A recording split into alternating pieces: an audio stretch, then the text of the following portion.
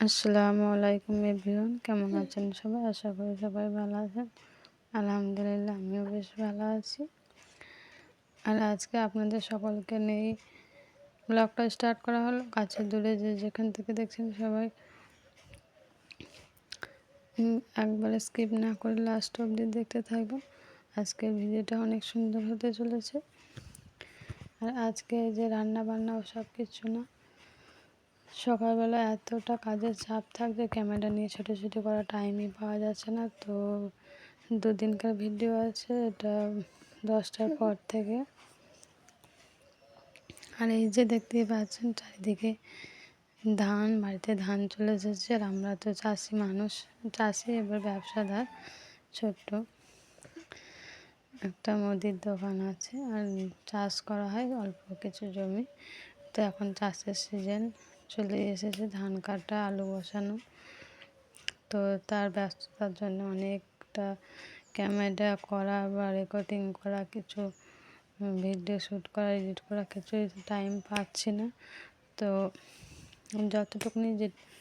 যেটুকুনি পাচ্ছি টাইম, সেটুকুনি আপনাদের সাথে শেয়ার করার চেষ্টা করছি। তো আপনারা অবশ্যই পাশে থাকবেন। আর আপনাদের সাথে কথা বলতে বলতে দেখুন রান্না বসিয়ে দিয়েছি।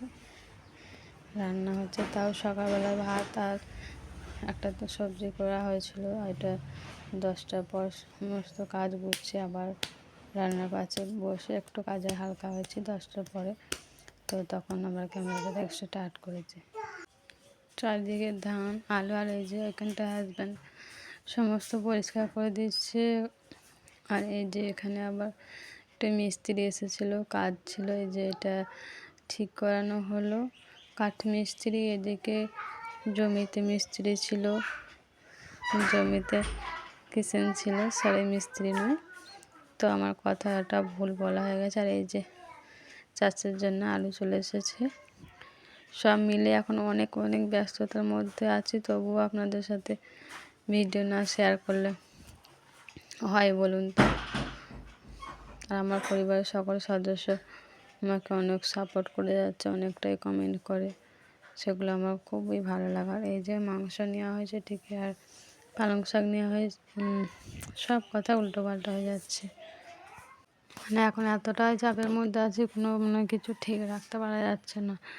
ওটা মূলোর শাক নেওয়া হয়েছিল, ভাজা আর হয়নি, পরের দিন ভেজেছি। আর এই যে এদিকে একটু ওদিকে আমি ঘরের কাজ করছি, আর এদিকে হাজব্যান্ড আপনাদের ভাইয়া এটা আমাকে করে দিচ্ছে, আমাকে সাহায্য করছে এই কাঠকুটোগুলো।